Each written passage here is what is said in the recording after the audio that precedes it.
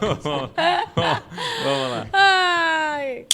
Começamos, gente! Tudo bem? A gente já tava brincando aqui, ó, com a Comando Me, porque agora sou eu oficialmente que comando essa mesa. Foi só falar que eu e o João vamos alternar. Na verdade, agora eu, quando o João tiver de folga, vou vir. Vai ser o contrário, né? Vai ser mais ou menos assim, porque tá difícil ultimamente de encaixar, né? Sempre tem alguma coisa. Mas tudo bem.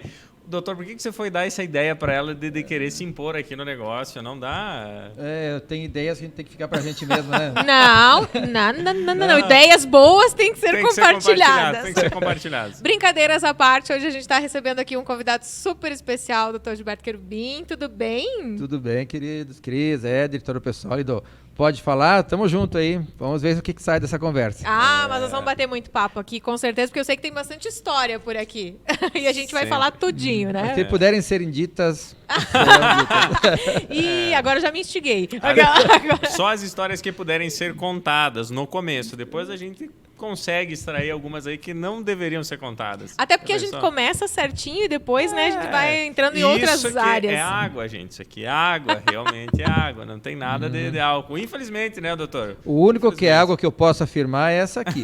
Ali eu já não posso afirmar. Aqui tá um chafé, o meu, no caso. Pois é, eu olhei assim a cor que tava dentro da caneca, eu disse assim, tu vai tomar um chá? Daí ela disse, não, é que eu tomo café aqui, daí já tá toda aquela situação, né? Então...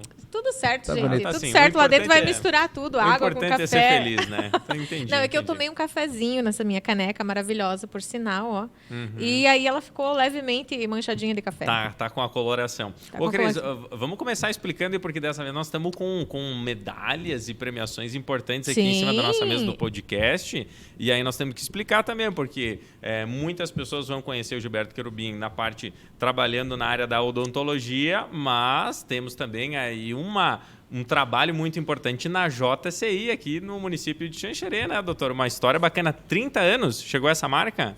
Eu entrei na JCI Xanxerê em 1992, mais precisamente 18 de dezembro. Olha aí, E aí 92. essa jornada se estendeu, aí vai um ponto puxando o outro e chegamos aí a 30 anos já. E chegou a ser vice-presidente mundial, isso? Isso, eu sempre costumo brincar, sabe, Cris? Uma chave abre uma porta. Sim. Aí depois, se tu for bom, que tu passar por aquela porta, fizer um bom trabalho, se você for bom, eles te entregam uma outra chave para abrir uma outra porta, e assim vai. Então, para chegar a vice-presidente mundial, foi muitas portas, né? Muitas chaves e muito serviço prestado. Um caminho longo. Um caminho longo, foi uma bela jornada. Quando que foi que você chegou a esse cargo? Eu entrei em 92, aí... Por que eu entrei, né? Eu sempre brinco assim quando eu vou dar algumas palestras. Por que você entra numa entidade? Porque alguém te convida, né? Certo. Sim. As entidades, especialmente essas entidades mais de cunho social, elas são basicamente um convida o outro. Então eu entrei na JCI porque alguém me convidou. A Silésia Orsato, hoje ela não reside mais em Xanxerê, reside em Vitória, no Espírito Santo. Ela, no meu ambiente de trabalho, no meu consultório, falou: Gilberto, acho que eu tinha saído da faculdade, tinha voltado para Xanxerê. Eu sou natural aqui do interior, na Fazenda Santo Antônio, aqui no interior de Xaxim. Xaxim vai dominar o mundo, gente. Eu já falo nesse podcast. Eu também acho. Enfim, eu tenho envolvido, né? Eu sempre gostei de falar, me comunicar, me relacionar. Disse, Gilberto, vou te apresentar a JCI, a Câmara Júnior na época, né? E eu... Conhece a Cajurê? Claro que eu conheço, jogo futebol no ginásio da Cajurê. Não, aquele é o ginásio, tu conhecia a Câmara Júnior, uma organização mundial que desenvolve habilidades nas pessoas para que eles sejam melhores, né? Uns chamam de líder, outros que sejam melhores, aprimorem suas relações, aprimorem suas habilidades, enfim. E aí que começou todo o processo. Então, entrei em 92, aí em 96 fui presidente da JCI Xanxerê, em 2000 fui presidente da JCI Santa Catarina, na época se chamava Câmara Júnior, né? Em 2013, então, eu fui o 48º presidente da JCI Brasil, né? Alguém nascido ali na Fazenda Santo Antônio, Xaxim, já estava presidente nacional. É Xaxim para o mundo. Eu estava bom demais, né? E aí, enfim, daí 2013, então, fui presidente. Em 2005, eu fui presidente de um grupo chamado Senadores JCI. São pessoas que são laureados com um título por terem prestado relevantes serviços à organização. Então, fui presidente nacional, fui 32º presidente dessa organização nacional chamado Senado JCI Brasil. E aí, de todas essas portas que eu abri, que eu recebi, a porta se abriu para eu ser vice-presidente mundial. Então, foi uma indicação da JCI Brasil. Eu fui para o Congresso Mundial em Viena, e lá, junto com outras pessoas, são 16 no mundo que são vice-presidentes, né, mundiais. E eu fui uma das pessoas eleitas, fui o segundo com maior pontuação, por causa da JCI Brasil, que tem um respaldo muito bom, apresenta bons candidatos, tem uma boa lapidação das pessoas, né? Ninguém chega lá muito cru. Eu entrei em 92 e fui presidente mundial, vice-presidente mundial em 2006. Então foram ali 14 anos para chegar ali, né? Com certeza. E aí foi uma aventura. Fui eleito em Viena e no ano seguinte eu desenvolvi meu trabalho em 6 países, que é Colômbia, Peru, Venezuela, Porto Rico, Panamá e México. Eu fui responsável por esses países e aí fiquei praticamente 78 dias, se não me engano, fora do país, visitando esses lugares. Claro, ia uma semana, voltava, ia outra semana, voltava. Nossa, mas que experiência de vida. Fomos numa reunião, num congresso, numa reunião da ONU, tivemos uma Assembleia Conjunto JCI e Organização das Nações Unidas em Nova York, ficamos lá acho que 13, 4 dias em reuniões, sobre o desenvolvimento dos métodos do milênio, né? E daí fui para o Congresso Mundial em Coreia, em Seul. A Conferência das Américas foi em Edmonton, no Canadá. E assim vai. Então você tem a oportunidade de conhecer pessoas, aplicar seu conhecimento e, ao mesmo tempo, trazer novos conhecimentos para a sua vida e a sua comunidade. Né? E a gente começou falando das medalhas e, no fim, tu viu que essa entrevista que eu falei, né? A gente começa com um rumo e vai para outro. Vai descambando para o outro lado. Mas explica que isso aqui foi uma homenagem recente, né? Isso. Então, aqui, na JCI, toda a entidade busca premiar os seus líderes, né? Tem muita gente que merece e, às vezes, não recebe adequadamente. Mas eu posso dizer assim, esse PIN aqui é um PIN da Fundação JCI. Você contribui com essa fundação, que inclusive trabalha com o Nothing But Nets, que é doando mosquiteiros na África para combater a malária. Nossa. Então, se você doa para essa entidade, tem diferentes níveis. Esse aqui é o nível Phil Fusley, que é um dos membros mais destacados da JCI. $1.000 tu recebe esse. Esse aqui é a fundação, o Fundo do Senado JCI Brasil, que é um PIN também pela doação que você faz. Este aqui, Cris, é o PIN de vice-presidente mundial. Somente legal. Quem foi vice-presidente mundial tem este PIN. É um PIN com pérolas aí, é um PIN muito apreciado quando chega no evento internacional. Pode deixar que eu cuido dele aí depois, né? Tem pérolas. Tenho certeza que está em boas mãos. Quando tu chega num evento internacional, o ano que vem o Congresso Mundial vai ser na Suíça. Esse ano é em Hong Kong, mas vai ser só virtual. Você chega com esse PIN, as pessoas reconhecem. Opa, esse aqui foi um vice-presidente mundial. Importante. Olha, gente. E tem as 2 medalhas. Então, a JCI Brasil tem a condecoração chamada... Esse aqui, que é o Vitor Bolsas, que é o fundador da JCI no Brasil. Essa aqui eu tinha recebido em 2011, por ocasião de um evento em Rio de Janeiro. E depois, então, de 12 anos, foi recebida a maior comenda entregue a um membro da JCI Brasil, que é a comenda Henry Gissenbier, que é o fundador da JCI em nível internacional. Então foi uma cerimônia muito linda, né? Totalmente surpresa, fiquei quase sem palavras, meu coração queria saltar do peito. Imagina. E a minha esposa falou, depois que eu comentei para ela que eu não conseguia falar porque tinha um aperto grande no peito, e a minha esposa falou, é o teu chakra cardíaco que se expandiu. E recebi. Aí eu tenho que cuidar até para falar disso porque a gente se emociona, porque a gente não espera receber condecorações. Quando tu espera, às vezes tu não recebe, tu te frustra. Eu nunca esperei receber. Faço de coração, de doação. Então, isso eu recebi agora na convenção em Marechal Cândido Rondon. Estávamos, acho que 14 passados presidentes da JCI Brasil, se eu não estou enganado, numa plateia de mais de 500 pessoas, e aí foi chamada lá na frente, e eu digo, vou aplaudir alguém, né? E era para mim. Olha só.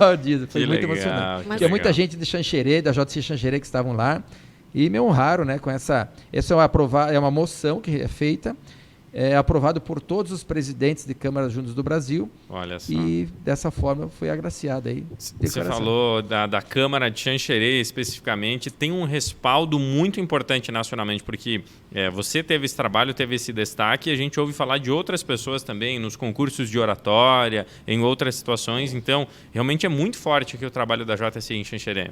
Sim, a JCI Xanxerê vai completar 50 anos no ano que vem. E eu sempre imaginando, sempre tem alguém que é o desbravador. Sim. Então as pessoas mais importantes são as que desbravam, né? A nossa região aqui tem muitas pessoas importantes agora, mas quem veio antes tem que ser reconhecido.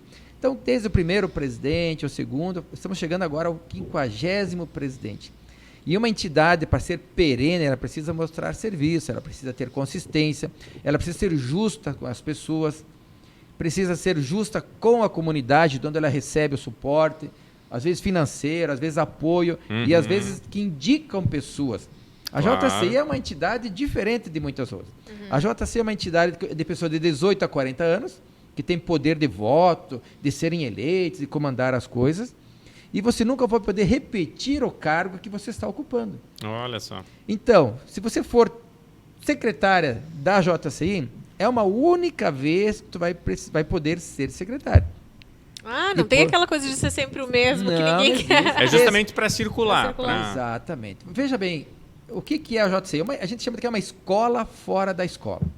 Então, por exemplo, tu não vai na escola para fazer só matemática. Tem matemática, geografia, inglês, física e assim por diante. Ou sempre a quinta série. Se bem que eu tenho uns amigos meus lá de Jaborá que tem a quinta série forte. Um abraço aí para vocês que têm a quinta série bem feitinha. Mas viu que não é o caminho, gente. Não dá. Gostam da merenda. Então, por exemplo, a secretária, o que é aprender a fazer uma ata? É como se fosse uma disciplina. Então, você faz uma ata, aprendeu a fazer ata, você tem que passar para outro. A tesouraria da mesma forma. Um presidente, comandar um grupo, comandar eventos, diretores de projetos. Legal. Então, nós fizemos, ao longo desses 50 anos, desenvolvemos muitas habilidades em todas as pessoas que dela fizeram parte. Porque se permitir, a gente sabe que não é fácil. Tem muitos dos mais antigos que falam às quatro ventos.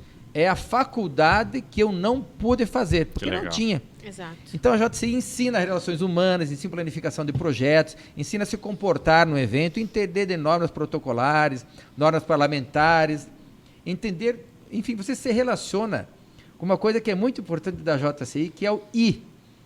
Assim, o JCI é Junior Chamber International.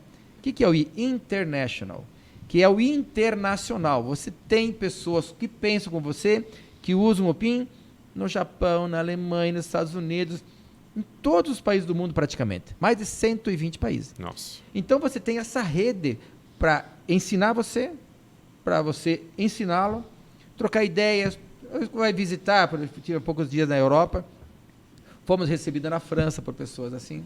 Você só não vai muito porque você tem as suas prioridades e seu trabalho. Claro. Mas você tem um amigo, um companheiro júnior fora de casa. Onde você for, né? Que é um diferencial de muitas organizações, como tem outros também na nossa cidade maravilhosa. Então, pessoas de 18 a 40 anos, que têm essa vontade de trabalhar em equipe, que gostam de trabalhar para a comunidade, que têm vontade em aprender, desenvolver sua habilidade de liderança, também a responsabilidade social, o espírito empresarial, sabe, de melhorar, de seguir melhorando, e até o companheirismo, a amizade entre os povos, entre as pessoas. A JCI é uma entidade que eu não conheço outra igual. E recomendo aí. Tem ideia de quantas pessoas fazem parte hoje, em termos de membros? Tem esse número? Sim, eu penso que em torno de 60 pessoas que hoje são membros ativos. Aqui, né? Aqui em Xanxerê. Em Xanxerê. No Mundial, acho que é em torno de 280 mil. É muita coisa. É muita coisa. Já éramos mais, mas a questão principal está que como você não pode repetir cargos, né?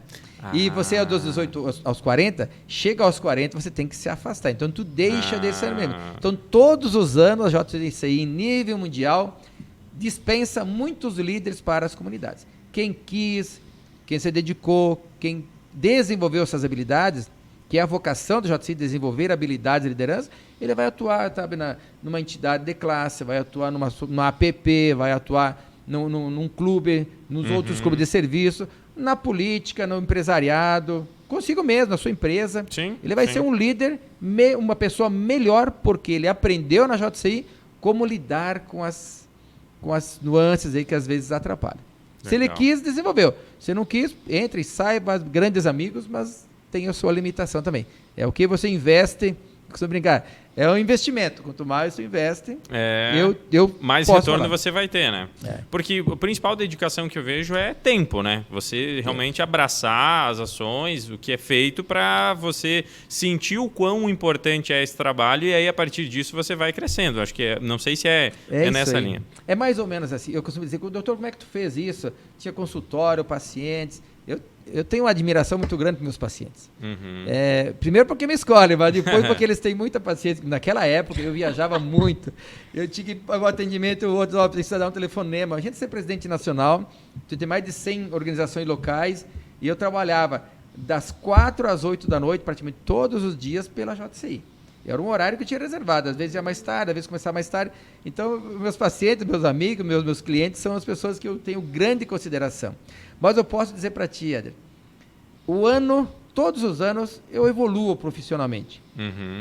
Os anos que eu mais evoluí profissionalmente, financeiramente, foi os anos que eu tive os maiores desafios na JCI. Olha só. Então, o pessoal diz, por que tu não foi presidente mundial? Cara, eu devia ter sido, porque daí eu não sei quanto foi Meu Deus, hoje ia ter uma rede aí, né? Não, mas assim, é uma escola que me proporcionou. Eu tinha 38 anos quando eu decidi parar. É uma história bonita aí. Terminei a minha carreira em 2008, sendo vice-presidente individual da JCI Xanxerê, que é o responsável pelos treinamentos. Então, praticamente circulei o mundo todo, pude voltar para o meu capítulo JCI Xanxerê e aplicar parte do que eu recebi. Acho que foi um belo trabalho. E ali entreguei as chaves que eu tinha feito, as portas que eu abri, estou aqui fechado, que são as chaves. Me considero muito realizado com a JCI. E como é que é agora, então? Ou para quem faz 40 anos, você fica ainda... Claro, tu comentou que tem alguns líderes que são dispensados para a sociedade, mas quem não é dispensado, ele permanece como o quê? Como meio que um conselheiro, alguma coisa nesse espírito? Sim. Esses senadores, eles têm direito à palavra em todos os lugares do mundo. Na JCI. Se você recebeu o título de senador JCI, você tem direito à palavra, não pode votar se tu tem mais de 40 anos. E só votaria, no caso, se fosse aqui em Xanxerê. Essas pessoas atuam como conselheiros. Naturalmente, quando você tem uma dúvida, vai conversar com quem? Com quem já passou Quem tem experiência. Quem já pisou nas pedras, já sabe como fazer. E em nível de Brasil também. Apesar de eu ter ali com 54 anos, eu continuo sendo responsável por alguns fatores. Por exemplo, eu sou o representante do Brasil em nível mundial nas questões da indicação de cargos para ser vice-presidente. Alguém me indicou lá fora quando eu quis ser. Quando eles disseram que podia ser, alguém, esse aqui é o Gilberto, eu avalizo ele. Então esse é o trabalho que eu faço hoje. Faz 11 anos que eu faço isso. Espero estar entregando aqui uns dias, porque não é um trabalho agradável, esse vai, esse não vai, é um trabalho meticuloso, é difícil, e os egos, né, às vezes atrapalham. Mas, então a gente fica meio como conselheiro, como orientador, quando as pessoas nos procuram, a gente dá o nosso palpite, mas a oportunidade de fazer as coisas é de pessoa de 18 a 40 anos. E a gente sempre brinca, na JCI tu aprende fazendo. E às vezes erra, não tem problema. Normal, né? Faz parte. Que legal. Eu não vou dizer que sou uma cria, né? Mas eu fiz o oratória nas escolas. Então, olha, o oratória nas escolas é um projeto. Lá em 1990 e... Caixa prega. 99, 98, diga, não vá jogar tão pra baixo. É por aí. Bom. Final da década de 1990. Eu fui selecionada na minha escola, lá no interior de Xaxim, lá na Vila Tigre. Do Vila Tigre eu fui para a eliminatória municipal e eu fiquei terceira colocada. Olha aí, que beleza. E oratória na escola sempre tem um tema muito importante para ser tratado, né? Meio ambiente era meio ambiente, né? Que legal. E show de bola. E hoje tem um concurso nacional, oratória na escola de nível local, representa em nível regional, e o vencedor regional representa em nível nacional. Tem o campeão nacional de oratória. O máximo que eu fiz foi participar de jurado ali na última edição. Mas é um projeto bem legal. Talvez seja um dos mais conhecidos, né, pela comunidade em geral, né? Mas as pessoas às vezes esperam grandes serviços comunitários da JCI. Ela faz belos projetos, mas o foco não é isso. O foco é habilidades nos seus membros. Tu quer aprender, vá para a JCI, doe o seu tempo, sua vontade, ajude a organizar as coisas, tu vai aprender. Vai aprender fazendo, que é a melhor forma de aprender. A gente participou, né? Eu não estava, mas esses dias de uma ação, inclusive, da JCI, o canal, né? Sim, inclusive, essa questão do Dia Mundial da Limpeza, né? Que é uma ação de um impacto muito bacana, e as empresas, as entidades que conseguem abraçar, nós percebemos aqui, né, pela equipe, pelo ambiente e tal, isso faz bem para nós enquanto ser humano, né? Então, você sabe que você está causando um impacto positivo, aí alguém vai dizer, mas é um dia que você vai lá recolher lixo. Pois é, mas aí a gente tem certeza que naquele ponto onde o lixo foi recolhido, não vai ter uma outra pessoa que vai dizer, olha, tem um monte de lixo aí, vou jogar mais um pouquinho. Porque, sabe, então tem um impacto, realmente isso é bacana. Mas eu vejo muito essa questão do desenvolver, porque as pessoas ficam naquela, eu vou fazer um curso aqui, outro ali, ou eu não tenho tempo, e aí ela passa 3 horas, 4 horas por dia numa rede social. Né? Eu não consigo participar dessa ação porque eu não tenho tempo, e aí tá maratonando série uma atrás da outra. Mas é que o não ter tempo virou a desculpa da nossa sociedade. Né? Não tenho tempo, não tenho tempo para isso, não tenho tempo para aquele outro, quando na verdade quando não quer. Sim, você não coloca a prioridade. Sabe que esse projeto, é o Dia Mundial da Limpeza, vem de uma sigla chamada World Cleanup Day. É um projeto se não me engano, é da Latvia, da Lituânia, ou Letônia, ou Estônia, desses países aí. E eles me apresentaram em 2015 no Japão esse projeto.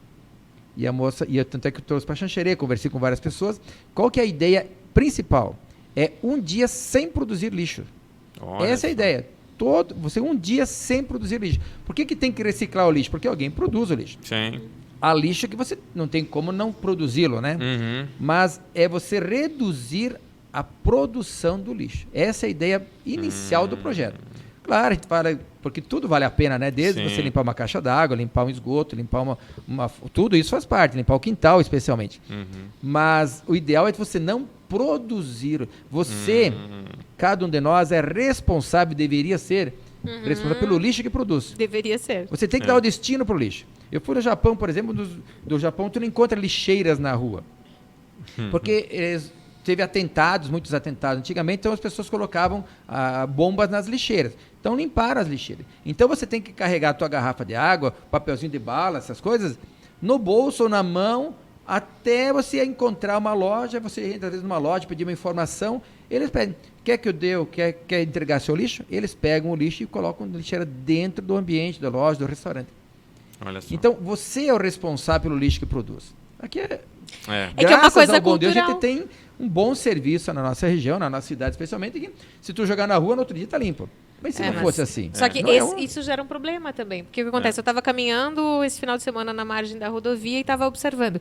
Gente, tem um serviço de coleta que passa na porta da pessoa. As pessoas se dão ao trabalho de colocar um lixo no seu carro, pegar o carro e ir descartar o lixo gastam na margem da rodovia. Eu não consigo consigo entender isso. Juro que não passa na minha cabeça. Não, e são pessoas que fazem isso. Não é aquela história, não, tô passando, vou soltar aqui. Não. Tem pessoas que saem de propósito de casa, tipo assim, vou ter que incomodar, vou ter que causar algum problema hoje. Não tô satisfeito, né? Eu não posso ser um cidadão comprometido, né? Responsável pelo lixo que eu produzo. É impressionante. Então, essa é a ideia principal. Você é responsável pelo lixo que você produz. Muito interessante. Muito bacana. Vamos falar da vida pessoal agora? Vamos entrar lá. nessa esfera. Vamos ver até onde vai, né? Porque daqui a pouco... Começamos na profissional? Sim, claro. Porque tanto faz. Que legal. O Kerwin é uma das pessoas que a gente pode chamar doutor com propriedade, né? Cris, pode ser. A gente sabe, as pessoas chamam doutor para várias profissões são chamadas de doutores para a questão do DOC, né? Sim. Por uma convenção social, né? Isso mesmo, né? O dentista, o advogado e tal, né? Principalmente. O médico. Isso. Então, mas um título respeitoso e que, né, não deve deixar de ser chamado. Sim. Doutor é um respeito interessante, né? Como se chama de senhor, às vezes, né? Mas eu tive as paixões da minha vida, uma delas. Então, depois a gente vai falar da família, vou falar das outras, sim, já falamos. A outra paixão é a profissão, que graças a um profissional que eu tenho muita admiração, que é daqui de Xanxerê, que é o Dr. João Carlos Fiorentin, graças a ele, que é meu primo, eu olhando ele trabalhar, disse, caramba, acho que é uma boa profissão, trabalhar na sombra, né? Ar-condicionado e tal. Acostumaram a trabalhar lá na roça, salão quente. Não gostei da foice e da enxada, né? Mas depois de contar, eu estudei para padre, enfim, mas isso é outra história. Olha aí, essa aí é boa. Graças ao Dr. João Carlos Fiorentin, que é uma pessoa que eu admiro muito como pessoa, como cidadão, né?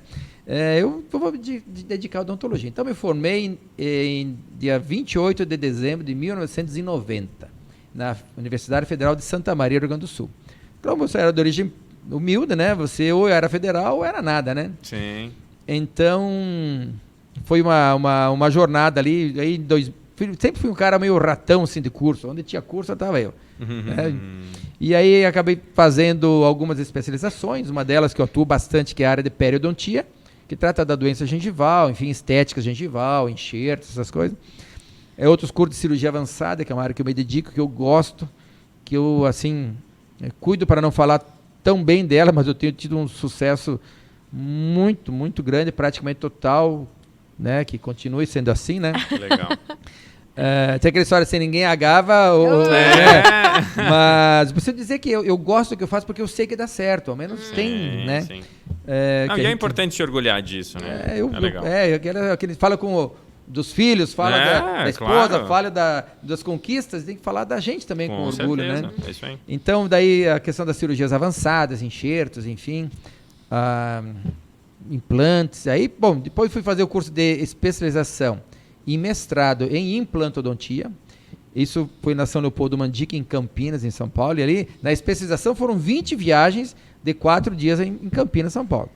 O mestrado já era 5 dias. Todo mês, daqui até Campinas, abandonava a clínica, né, e ia estudar. E quando eu terminei que eu fiz a tese? A minha dissertação, que foi de mestrado, me empolguei com uma descoberta que eu tinha feito.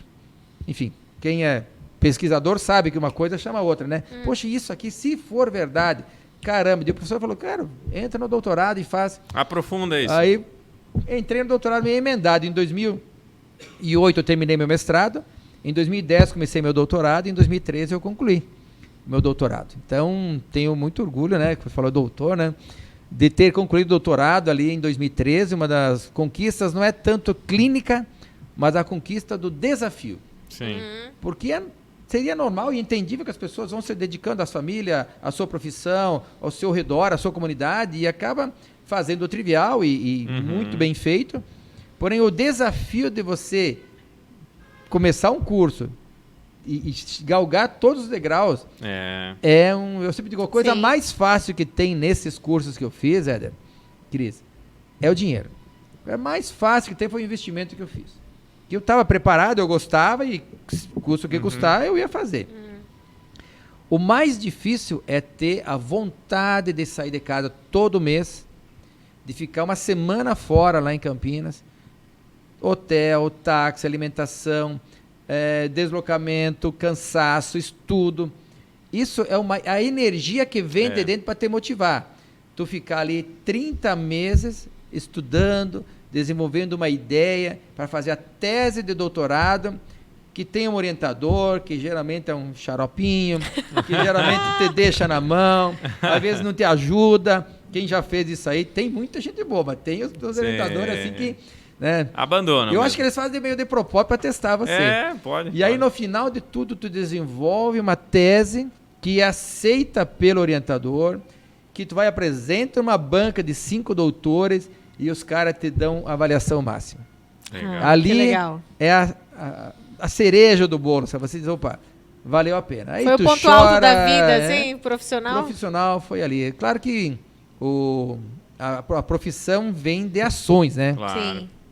Então, quando você conclui qualquer trabalho bem feitinho, que você está ali, você, poxa, caramba, ainda bem que deu tudo certo, a paciente passou legal, o paciente colaborou, a cirurgia deu certo, ou qualquer procedimento vai fazer, isso é uma realização diária, porque é formiguinha.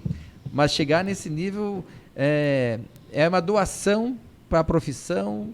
Eu sempre, nas minhas dedicatórias, sempre tem lá a família, porque no final da história você se ausenta da família, porque o dinheiro você já tem, né? Ninguém vai fazer uma coisa dessa para...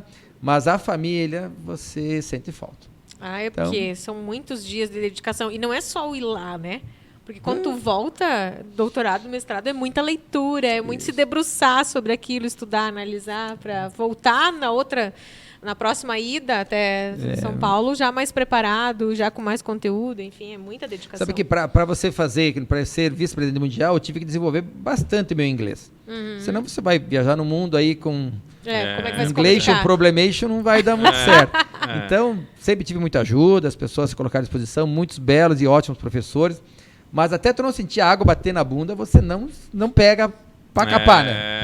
Uhum. Então, o doutorado foi algo que me exigiu realmente. Porque os artigos são todos em inglês, são todos publicados nas principais revistas do mundo, ninguém conhece português nesse processo, é tudo em inglês para cima. Então, eu precisei desenvolver o meu inglês. Então, isso me ajudou, inglês, espanhol, enfim. Então, isso me ajudou para a minha vida. Mas são vários desafios. Voltar para casa, descansar. Não, voltar para casa, pegar o artigo que tu fez xerox, pegar uma revista, pegar o artigo mais recente, pegar desde a base, quem criou o implante, até o cara que está fazendo a última pesquisa sobre nanorugosidade, sobre a aderência das bactérias nesse processo, que antibiótico funciona, enfim, mas é agradável. Recomendo a todo mundo fazer. Quem olha assim de fora, diz assim, olha só que legal, né? Alcançar um status, uma carreira, ter títulos, porque é muito disso. Quem não quer, quem tem uma vida, né, acadêmica, chegar, né, ter um doutorado e tudo mais. Mas quanto, né, de dedicação você tem que investir aí nesse processo, que é aquilo que você estava comentando, né? Você olhar essa primeira parte, ok, bacana, você tem que ter essa motivação inicial. Mas só essa vontade inicial, se você não tiver a constância, a persistência, isso acaba valendo para praticamente todas as coisas da vida, né? Essa constância. E às vezes até o quanto é importante ter uma rede de apoio boa. Aí vem a família. Que não atrapalhem, né? E que dê suporte, porque enquanto você estava lá estudando, você tinha alguém aqui também suprindo toda essa questão da tua falta, né? Você sabe que especialmente o lado das doações, as coisas que não são tão primordiais, como as doações às entidades, eu costumo falar para as pessoas, como eu passei por tudo isso, eu sempre tive o apoio imprescindível da Luciana, da minha esposa, minha filha Marcela e meu filho Manuel. Eu sempre digo o seguinte, que ao final de uma gestão, de uma doação que tu faz, um ano de uma entidade, sendo presidente ou qualquer cargo, ao final de um projeto que esteja coordenando, se algo saiu errado, que quando tu faz voluntariamente, você não aceita fazer meia boca. Sabe? Você quer fazer o melhor, porque é a tua cara que está ali, é o teu jeito. Você não tem, sabe, por que fazer menos que o máximo que tu pode. Sim, é isso aí. Então, ao final, às vezes as coisas não saem como a gente quis. E eu sempre falo assim pro companheiro, para a companheira dessa pessoa que está lá. Vai chegar determinado momento que ele vai estar meio problemático, com dúvidas e tal. Eu costumo brincar assim, eu tenho que ir para Porto Alegre, numa reunião da JCI lá. E ele, tô cansado. Se você disser não vai, essa pessoa não vai. Agora, se tu disser assim, olha, eles estão te esperando, eles precisam de você, é o teu trabalho e é esse ano, o ano que vem tu não vai precisar fazer. Então vá. Esse incentivo, essa carga que você dá na pessoa, não tem coisa maior, porque é de dentro de casa, é de alguém que tu confia, e ela confia em você, essa pessoa confia, é dali que vem a energia. Então a família é o primeiro trampolim, a mola que te impulsiona. Porque se a família puxar, nesse momento, tu desiste, né? E aí você nem pode assumir as coisas. Exato. Se você tem problema, assim, eu sempre digo o seguinte, os pilares, né? Não adianta ter o pilar profissional muito forte e o pilar da família caindo. Você vai te desequilibrar. Adianta ter o pilar social maravilhoso e o lado do trabalho prejudicado. Os pilares que te sustentam precisam ser vários. E porque tem que ter um equilíbrio, né? Isso, porque às vezes um dos pilares pode fraquejar. Sei lá, às vezes saúde, às vezes a saúde não está muito bem, mas tem o pilar dos amigos, do trabalho, a família, Deus. Esses outros pilares vão ter que manter. Vai estudar uma barqueada, mas tu, né? E que faz parte do processo, né? Em algum momento a gente não consegue ter uma vida perfeita, maravilhosa, constante em tudo funcionando bem, porque você abre mão de algumas coisas, né? Aquilo que você comentou, você se dedicou à JCI, em alguns momentos você abriu mão da sua carreira. Por um outro lado, você teve conhecimento, colheu informações que te ajudaram automaticamente no teu trabalho. Então, às vezes, pode parecer, estou desequilibrando num ponto, mas é justamente nesse sentido, para que você tenha mais base. Se você investe só numa coisa, vou me dedicar totalmente à tua família, profissionalmente, na vida social, você não vai ter pessoas, uma rede de apoio também, né? Então, precisa disso, né? Equilíbrio. Então, e os pilares, tem que fortalecer. Os pilares mais fortes são os mais que sustentarão você. Quantas de pessoas tiveram, tive um problema de saúde, mas graças à minha família, eu me recuperei, graças aos meus amigos, graças a Deus, enfim, os pilares fortes precisam estar sempre em equilíbrio. Quando tu falaste da família, a família, quem tem família, é o pilar mais importante que alguém pode ter. É dali que você recarrega as baterias, onde você abraça um filho. Às vezes as famílias não são perfeitas. É difícil, assim, nem tudo está perfeito. É ótimo, é assim mesmo. Às vezes tu tem problema com o cônjuge, às vezes com o filho. às vezes problemas financeiros, às vezes problemas de saúde, tudo faz parte. Mas é ali que é o teu centro. E é ali que você tem que, desde pequeno, tratar, cuidar, proteger. Sabe que a proteção como pai, como filho, como mãe, ou como membro das famílias, é um conjunto de pessoas querendo proteger. Aí a família se fortalece e é um pilar praticamente inquebrável, sabe? Quando você tem a família forte, tudo tende a ter o rumo correto. Na minha avaliação. É importante, família... Não, faz toda a diferença, né? E na questão profissional, primeiro como é que, né, você entrou nessa área, se desenvolveu, mas como é que você tem visto a evolução da área da odontologia? Porque, vamos lá, se você pegar do início, eu acredito que o que você viu do início da tua carreira até hoje é uma área que se transformou muito, né? Olha, Éder, eu me formei há 31 anos, vai fazer 32 no final do ano. A gente só usava luva em cirurgia. Meu Deus! Só usava luva em cirurgia. Era caro o negócio? Era caro, era difícil, não era hábito, a gente não aprendia, na faculdade a gente não aprendia. A gente não usava óculos na faculdade, não usava luva, usava para fazer cirurgia, era solicitado luva cirúrgica. Então, a coisa evoluiu tanto que, não tem noção de quanto a gente fica desatualizado se tu ficar um ano sem ler o artigo, sem participar de um curso, um congresso. E na época que eu me formei não tinha implante, estava começando os implantes, enxertos, nem se sabia. Eram coisas muito fora da nossa realidade. Era coisa de Europa, Estados Unidos, Japão, sei lá onde, no Brasil estava começando. Então, a evolução, graças, né, à sabedoria humana providenciada por Deus, a evolução ela é diária. Sim. Tem uma coisa que você usava um ano atrás, se você não está atualizado, às vezes você pode estar fazendo uma coisa desatualizada. Então, a parte profissional, se é o pilar que te sustenta, ela merece atenção adequada. Se você pode fazer o tradicional sempre deu certo, tem coisas que deram certo há 30 anos, dão há 20, dão há 10, vão dar hoje, vão dar daqui a 10 anos. Certo. Fazendo bem feito o tradicional, é show de bola. Mas quem quer dar um passo além, não adianta fazer aprendendo em YouTube. Tem que colocar a bunda na cadeira, estudar e investir. O investimento nos cursos, hoje em dia, é uma coisa bastante complexa, porque curso barato, bom, não existe. Né? Então, estão em altos investimentos. E pessoal, hoje que está se formando, tem um componente a mais do que eu tive, que é a questão do grande número de profissionais que estão no mercado de trabalho. Então, cada um querendo achar o nicho. Eles vão achar. Não há problema algum. Cada profissional que está assistindo aí, você vai ter o sucesso, certeza. Às vezes demora para encaixar um nicho de mercado, às vezes demora para achar o cliente que goste dele. A gente mesmo tem que desenvolver habilidades. Tem uma coisa que eu recomendo para todo mundo que vem comigo, que vem falar, doutor, o que tu acha? Primeira coisa que vai fazer um curso de programação em neurolinguística. Para saber falar e saber entender o que os outros estão falando. Quando tu entende o outro, né, Cris? Metade do caminho está andado. Olha só, verdade. Quando você entende e se torna entendido. Então, todo profissional de odontologia, embora todos devessem, mas tem que fazer um curso de neurolinguística. Porque é neuronal. As relações são neuronais. Através da fala, das escolhas das palavras certas, de ler o que está nas entrelinhas, a gente consegue cativar ou ser cativado também. Ninguém nasce sabendo. Antigamente, onde que tinha isso? Nos grandes centros. Hoje nós temos aí praticamente semanalmente na nossa região. Sim. Então são coisas extracurriculares que todo profissional que quer ter esse destaque tem que investir. Saber fazer bem o procedimento odontológico, mas saber entender de relações, de respeito. Afinal são pessoas, né? Confiança. Você lida com pessoas. Eu tenho E tem coisas que só a graduação não vai te dar. Tu vai sair um profissional medíocre se tu ficar só ali. Você tem que buscar o mais. Ou a mais que você vai encontrar fora, na prática, na evolução do dia a dia. Parado realmente não dá. Parou um ano, tu já ficou para trás.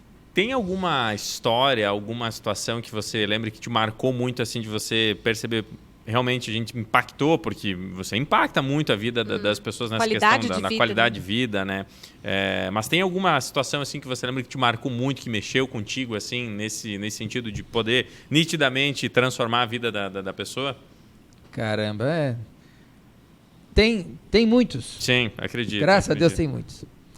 Talvez uma resumida assim, poderia dizer, por exemplo, as muitas pessoas com mais de 80 anos, 90 anos, que vem fazer implantes, que usam dentadura há 30, 40, 50, 60 anos e querem ter os dentes fixos, às vezes só embaixo, às vezes em cima e embaixo. Mais de 80, 90 anos querendo ter a satisfação de ter os dentes fixos. Isso tem inúmeras.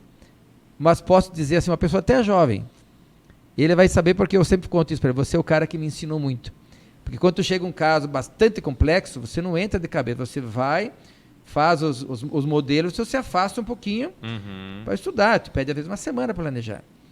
E aí você faz o planejamento e dá tudo, às vezes aí 1 ano de tratamento. E a pessoa chega no final assim, doutor, ele chorando e eu chorei também. Doutor, obrigado. Eu não sabia que meus dentes tinham jeito. Eu pensei que eu ia ficar assim a vida inteira. Então, e ela chorando, eu chorando, tudo bem, se abraçamos, é isso aí. Me motiva, mas tu sabe que se você não tivesse a decisão, nada disso teria acontecido.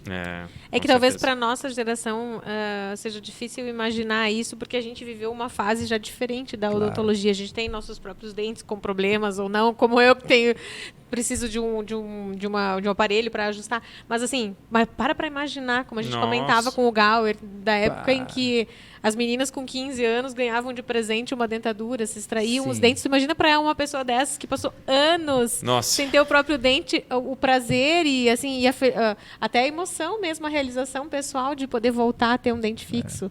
Sabe que tem casos assim, ó. Eu não sei se é uma coisa alegre ou triste, mais para triste quase, mas às vezes os pais tinham um domínio dos filhos, né? Mandava, vai lá tirar os dentes, e tirava os dentes, colocava dentadura com 10, com 15, 20 anos, enfim, e tirava os dentes. E era a moça, ia casar, era o presente de casamento, muitos relatos, uma coisa que não é cabível hoje. Mas daí depois os pais, enfim, envelheceram, muitos faleceram e deixaram uma herançazinha lá. Então as pessoas estão usando essa herança agora para recolocar os implantes, colocar os dentes. Como se fosse a devolução daquele... Por isso que eu falei que é meio alegre, meio triste, mas as pessoas estão usando uma herança para investir na sua qualidade de vida. Então, uma compensação aí que o universo está proporcionando aí.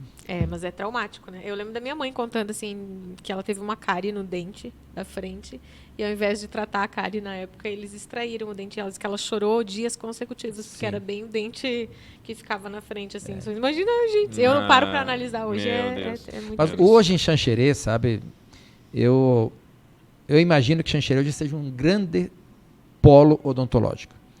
Nós temos bastante profissionais, muito profissionais, mas muitos excelentes profissionais. São poucas as situações que eu imagino que alguém tem aqui numa outra cidade, num outro centro para fazer. Poderia dizer que a odontologia de Xanxerê reflete como completa. Que legal isso. Tá bem? Então, isso graças a quem? Graças ao paciente, que é um paciente exigente, que vai lá e pede para tu fazer, não tem nada a fazer. Hoje as pessoas vão na consulta já sabendo pelo YouTube, pelo o que tem que fazer. Né? Mas esses pacientes que despertam no profissional a vontade ou a necessidade. Às vezes está meio acomodado. Opa, isso aqui é uma coisa que chama. Isso aqui é uma coisa interessante. Tu sabe que uma coisa que não é que me preocupa, mas me levanta, né, o questionamento é aquilo que tu falaste sobre arrancar os dentes, porque era bonito, né? Arrancar os dentes, põe dentadura, dentinho lisinho, não incomoda mais, não dói mais, não tem problema, fica ali. Mas aí, temos que cuidar hoje em dia, porque são modas, né? Sim, tem muito modismo. Qual que se considera moda hoje? Às vezes as pessoas sem necessidade, sem urgência, sem indicação, ficam removendo as estruturas de esmalte, muitas vezes sem necessidade. Para colocar, às vezes, uma faceta, uma coroa cerâmica, às vezes. Então, procurem ver se esse modismo não vai te atrapalhar no futuro, porque é uma coisa que não é para uma vida toda, né? Então, a pessoa tem que ter esse bom senso. O profissional, hoje, é bem preparado, ele vai orientar o paciente. Olha, temos as coisas intermediárias, invista nisso antes. Ou o teu dente talvez está muito bem, às vezes as pessoas querem um dente, mas o dente está bom. Então, o profissional tem que estar embasado, o paciente também tem que ter o profissional de confiança e não entrar na moda. Porque aquilo que aconteceu, talvez com sua mãe lá atrás, de tirar um dente, tirar 2, tirar todo, colocar dentadura, tem que cuidar para não entrar num outro modismo que pode vir a causar mais para frente É uma boa reflexão. E isso vale não só para os dentes, para esses outros modismos de harmonização facial e de mudanças, assim, que às vezes parece que está ficando todo mundo com o sorriso igual, com a cara igual, está todo mundo meio que padronizando expressões e tudo. O que é, tipo assim, o que é reversível eu não me preocupo, porque são modismos que às vezes vem e vai, né? O que é reversível. Às vezes, só que me vem em mente sempre que se fosse o meu dente, né? Será que eu gastaria uma barbaridade? Não sei, tem que fazer essa reflexão. Né? É interessante. Então, não, é uma boa reflexão. Com certeza. Pode ter um impacto. Não é que não é justo, o que a pessoa quer fazer, faz tudo na consciência. Mas reflita antes, porque depois que tu gastou o dente, já tu fica com ele meio caminho andado. Ali, é dali para frente, não tem voltar. Você pode fazer às vezes com resina, às vezes você nem precisa fazer nada. Às vezes tu faz uma ortodontia, você organiza ele, fica bonito. E, enfim, é uma área que a odontologia engrandece as pessoas. Engrandece a profissão, engrandece o paciente. O profissional também. Mas atento aos modismos. É que também tem o impacto que o sorriso causa, né? Na vida da pessoa. Porque às vezes a gente fala muito fala-se dessa questão as pessoas só querem saber de estética, mas não é, que tem um impacto muito grande. Porque o sorriso é a tua porta de entrada, você sorri, né? E hoje é muito avaliada essa questão do Quantas dente, pessoas né? que ficam retraídas pelo fato de meu sorriso não é legal, eu não gosto e tal, e às vezes ela passa uma sensação e ela vive aquilo, porque pelo fato de você ficar se retraindo, não é só que você não externar, não, eu tô feliz, mas eu tô feliz por dentro. Não, você realmente não vive a felicidade plena porque você tá se segurando, né? Se privando daquilo para esconder, né? Eu tenho um caso muito legal que eu quero brilhantar aqui na nossa conversa.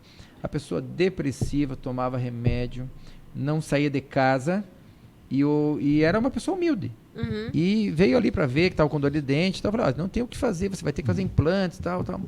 E realmente ela topou a ideia e fez o procedimento, fez uma prótese. E isso, tipo assim, concluímos numa quarta-feira, por exemplo. Na sexta-feira ela tinha a formatura de uma filha dela ou sobrinha dela. E tinha a missa. E lá no interior. E aí na semana seguinte ela veio num pós-operatório, já estava com os dentes tudo certinho. E o marido dela falou assim, doutor, todo mundo ficou maravilhado porque ela estava cantando na missa. Nossa. A voz é que ela cantava muito bem, não estava cantando, estava depressiva por causa dos dentes que estavam mau ar. Porque a dicção, inclusive, prejudica, né? E ela não tomou mais remédio para depressão, isso, claro, faz alguns anos que eu não vejo mais essa pessoa. E você foi embora a depressão, voltou a autoestima por causa de um dente. Então, às vezes, tem coisas que nem eu falei antes, não... Analise e se precisar, faça de bom grado, vai dar tudo certo, o profissional vai resolver isso com competência. Mas faça consciente, né? Isso, consciente do que vou ganhar, enfim, de quais os benefícios que tem. Né? Que legal. Uma baita história, né? História. Imagino aí a alegria dela, né? A felicidade dela em poder realmente viver. E a família... Imagina. Eu vi a mãe cantando na missa, muitos anos que ela não queria. Ou a pessoa sorrindo para uma fotografia que nunca sorriu, para pensar, muito legal. É aquilo que você falou... Mas sabe que ali na Moldavita, que é o papo que nós teríamos agora, eu sempre trabalhei o Gilberto Luiz Querubim, cirurgião dentista. Depois faz alguns anos, em 2019, eu criei a Moldavita Odontologia. Moldavita é uma pedra que tem em alguns lugares do mundo. Existe esse nome mesmo? Existe Moldavita, uma pedra verde, que trabalha boas energias, enfim, da cura... na durabilidade, então coincidiu muito com aquilo que nós pensamos, né? Legal. Muito legal. E a gente trabalha lá como assim, qual é a alma da Moldavita Odontologia? É a cura. Tá? Por exemplo, qual que é o nosso, o que nos movimenta, o que nos move aqui? É a cura, é o bem-estar. Que vai muito além de só tratar o dente. Isso, porque assim, se tu pensar às vezes, satisfação de um, satisfação do outro, ou financeiramente, assim, isso vem e passa. Mas a cura, sabe, o bem-estar da pessoa. Isso em todas as profissões, né? Repórter, qual que é a alma do canal Ideal? Puxa vida, é informar, é bem informar, é instruir as pessoas, sabe? Qual que é a alma da Moldavita? E é uma reflexão que eu me faço às vezes. Se eu curo, eu estou fazendo a minha alma. Se eu não estou curando, caramba, tem alguma coisa errada. Eu vou me desconectar da minha missão. Então, a missão como profissionais, a gente tem que descobrir. Não é fácil. Eu estou com 32 anos indo agora. Nem sempre foi assim. Nem sei se foi mais ou menos de um jeito ou do outro. Vou dizer que em algum momento da vida cai a ficha. Tem um estalo assim, ó. Opa, qual a minha missão? Qual o meu negócio? Qual que é a alma? O que a minha alma quer fazer? Falando em missão, então, vamos virar a chavinha aqui dessa conversa de novo. Então, valeu a pena abandonar o seminário para virar... bem lembrado, bem lembrado. Que história é essa do seminário? Então, olha que bênção que eu tive. Eu tive oportunidade. Eu tinha, acho que 12 anos, 13 anos. Morava em cidade, ali na Fazenda Santo Antônio, estudava em Xaxim. Nossa querida Xaxim. E um padre, Luiz Carlos Lickman. Hoje ele deixou de ser padre também. Mas eu estava na sala de aula e o padre foi lá numa semana das vocações, ou um mês das vocações, e aí falou, o pessoal está aberto às inscrições para o seminário, quem quiser isso, dá para padre, tal. E eu sempre gostei de rezar. Assim, eu tinha 10 anos. Na comunidade. Isso, eu rezava leitura, batia o sino, rezava as preces, ajudava a organizar. Isso. Eu fazia essa parte, eu gosto ainda. Porque é onde a pessoa que mora no interior sai e socializa, normalmente. E onde você pode desenvolver a comunicação, né? Exato. No interior, onde você desenvolve a comunicação nesse momento, né? Alguém quer ler as preces? Eu quero ler as preces. Eu também, eu era meio metido nesse A leitura 1 era melhor que a leitura 2. Aí a mais comprida. Não. Eu escolhia pelo tamanho dela. Então, daí eu cheguei em casa, pai, mãe, eu tô pensando em estudar para padre. Foi uma alegria, né? Toda a família, especialmente antigamente, queria... Era um status para a família, nós tínhamos 5 irmãos, né? Hoje só tem 1 ou 2, às vezes, né? O pessoal não investe muito nisso. Mas, enfim. E eu fui, então, 2 anos aqui no Seminário São João Batista, aqui em Luzerna, que é a congregação de São Francisco de Assis, né? E dos franciscanos. E depois fiquei 2 anos em Agudos, perto de Bauru, em São Paulo. Foram 4 anos. Chegou um momento que eu disse, olha, vim para casa, volto, não volto. E pode ter certeza, uma das decisões, talvez, não consigo medir assim, porque eu tinha 16 anos, a decisão mais importante, mais difícil que eu tive que fazer na minha vida foi decidir sair da vocação de sacerdócio. E aí fui para a odontologia. E vim para casa e tal, enfim. Mas você já saiu do seminário decidido a ir fazer odontologia? Não, eu saí no 2º ano, vim para cá no 3º ano no Colégio La Salle, que daí eu vinha de lá todo dia de carro, né? De picape, né?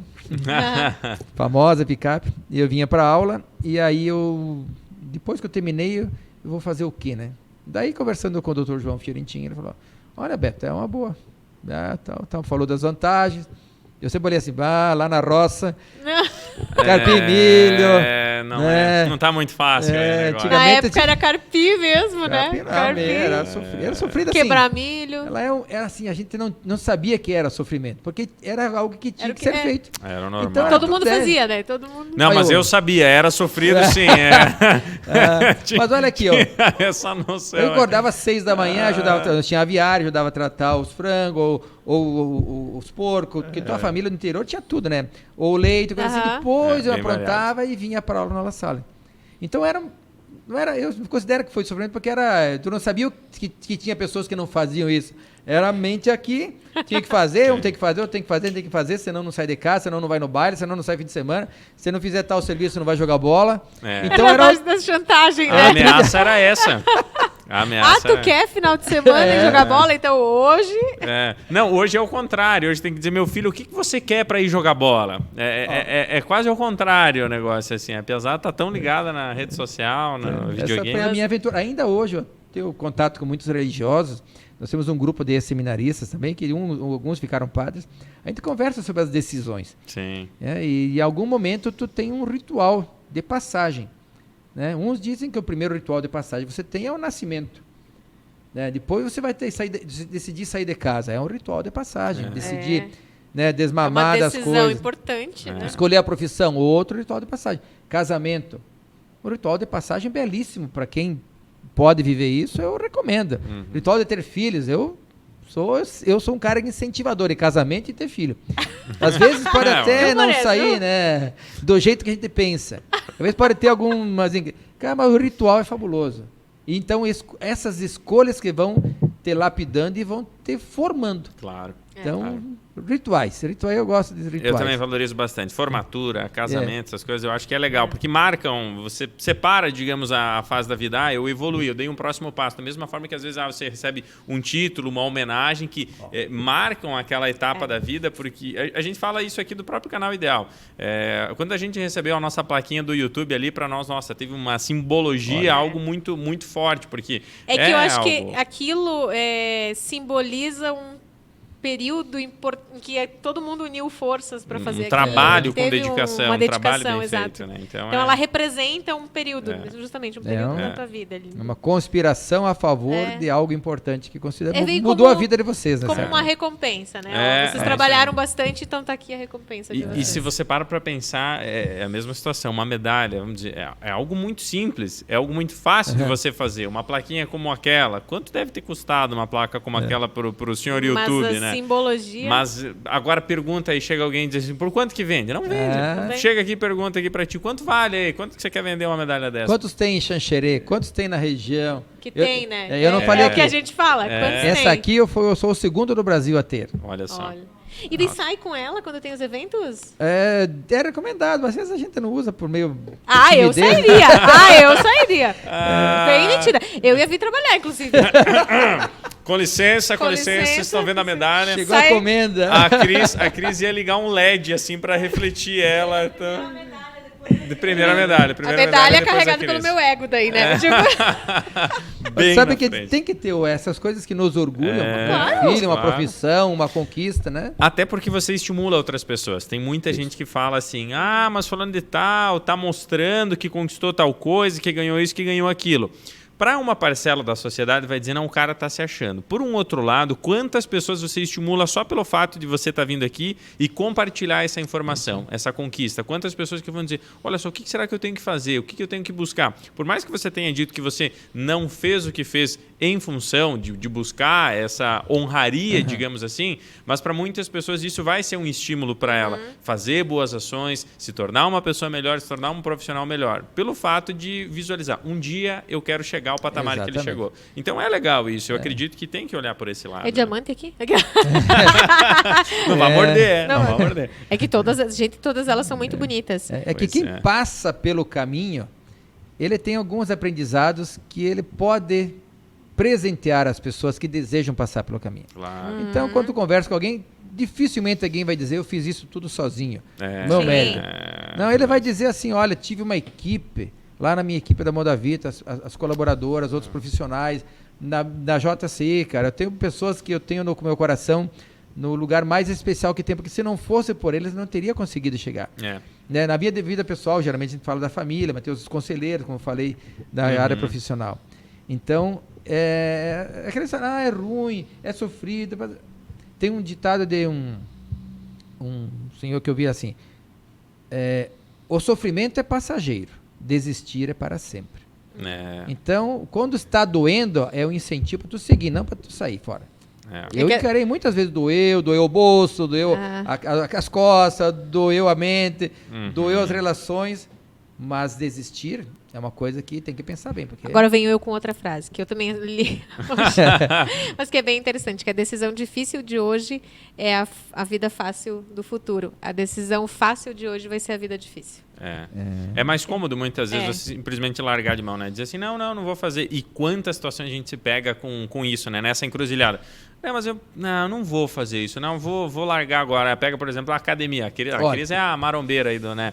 Essa é a questão. Eu fico cobrando todo mundo aqui, eu sou a fiscal da vida fitness ali. Da vida fitness não, do exercício ali. Do exercício ali. Essa é a questão, muitas vezes eu também não sou desse. Como assim, gente? Não consigo ir para no máximo uma caminhadinha ali de vez em quando e tal. Pessoas mas eu tenho a minha esposa que faz por ela e por mim, sabe? Porque nós fazíamos no mesmo... Verdade, ela tem em casa academia, é uma pessoa que ela não faz por mim, tô pagando. Não, mas isso não vem com essa desculpa, não tem que fazer pelo outro, não.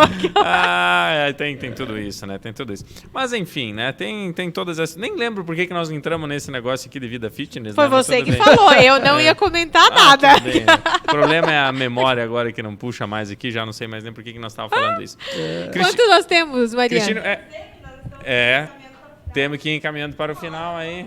Tá, então pra gente fechar, agora a gente não falou da tua família, né? Conta um pouquinho quem que é essas pessoas que te dão suporte aí, que te ajudaram nessa caminhada. Tu sabe que todo mundo tem belas histórias sobre encontros, né? Então eu me formei em Santa Maria, tive muitas relacionamentos com colegas, né? Com outras pessoas, assim, sobre namorar alguém, né? Me formei dia 28 de dezembro, dia 9 de março encontrei a Luciana. Lá em Santa Maria? Não, aqui em Xanxerê, ela é daqui. E foi um encontro muito especial, sabe? Então, conspirou para nos encontrarmos. E tem pessoas que diziam, quando o Gilberto conhecer a Luciana, eles vão se namorar. Quem conhecia a Luciana, conheciam a mim, mas nós não nos conhecíamos. Mas foi armado assim esse encontro? Foi nada. Não foi numa festa que alguém me convidou ali. E ela estava lá e eu cheguei, olhei, já fui chegando, apartando, dá licença aí. Bateu o olho. Quase isso, aí fomos ver a lua. Ô, Magrão, dá licença, chega pro lado aí. Chega pra lá que é minha. Agora. Minha vez. Fomos ver a lua e aí aconteceu, né? Enfim, então veio a Luciana, depois de um namoro muito maduro, né? A gente aí tivemos a Marcela, que hoje tem 22 anos, e o Emanuel, que tem 14 anos. Namoro muito maduro, traduz. Sim, foram... Eu acho que foi 91 até 99, 8 anos. Não, mas nada supera amores. Não? Não acredita. Doutor, 13 anos de namoro, isso é um namoro bem maduro. É isso aí. Mas pensa no namoro Pobre maduro. da Aline, né? Já tava... Mas enfim, ela venceu. Não. Foi bonito. Tava indo. Enfim. E aí tiveram os dois filhos. Tivemos 2 filhos também que não chegaram a nascer, que foram abortos, que, enfim, é o Josué e, enfim... Anjos, né, que não estão mais Que é uma situação bem complicada também, né, bem difícil de se... enfim, Helena também. Enfim, então... Tivemos nossos 4 filhos. Nós os 2 estão aí. Uma menina super inteligente, está se formando em medicina metade do ano que vem, aí com 23 anos. Sempre independente, maravilhosa. E o menino com 14, que é um parceirão meu. Então vai dar tudo certo aí. Deus e ele já sabe o que vai seguir? Não, ele quer ser aquilo que eu sempre quis ser, quer ser jogador de futebol, quer ser aviador, quer ser advogado, quer ser dentista, então vai, né? O que eu queria uma vez assim, quem tu vai ser? Eu não sei o que você quando crescer, mas eu quero ser nome de rua, olha que ideia. E já tem nome de rua com o teu nome? Não. Quer dizer, nome de rua com o teu nome? Tem rua com o teu nome? Não tem, mas tu sabe que quando eu conto essas histórias, até pra alegrar essas pessoas... Como tem gente, eu também penso assim. Eu tinha 10 anos lá no interior, não sabia nem o que era a rua quase. Nome de rua. Eu tava lá capinando, sei lá, no meio da... Eu queria ser 2 coisas. Eu queria ser um passarinho para ser livre e ter nome de rua. Um pouco difícil o passarinho, né? Tem muita gente que tem esse sonho. Olha que interessante. Mas essa questão do nome de rua é porque realmente quer dizer que você atingiu um patamar muito legal, que você conquistou um sucesso naquilo que você fez, que as pessoas te reconheceram e aí estão homenageando você, né? Eu valorizo muito. Eu sempre procuro saber quem foi a pessoa do rua que está morando. Quando vejo bairros novos abrindo, e aí com o nome das pessoas que viveram em Xanxerê, que foram determinantes em determinadas ações, assim, digo, caramba, que porque bom tem história, né? Tem história. Tem história. Toda rua que tem um nome ali é porque tem uma história envolvida naquilo. Com certeza.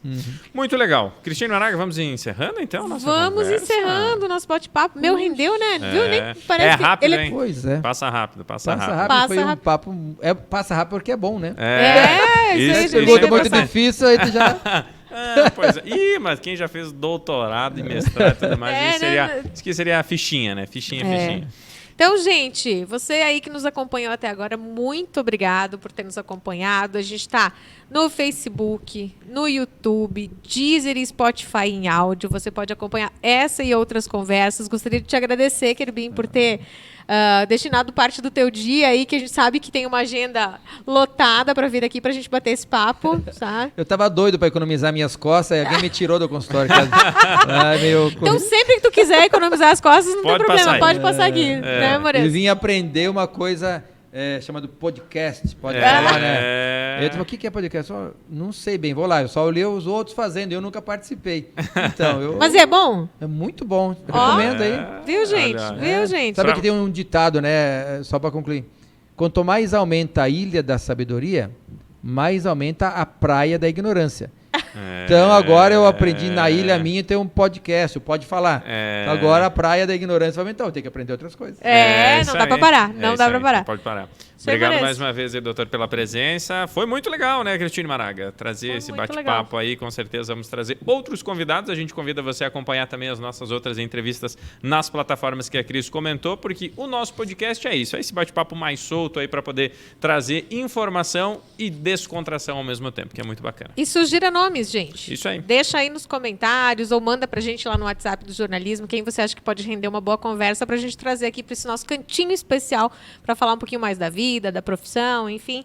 A gente bateu um papo aí por uma horinha. É isso aí. Fechou. Feito, então? Feito. Tchau, gente. Até Valeu. semana que vem. Tchau, tchau. Tchau, gente. Obrigado.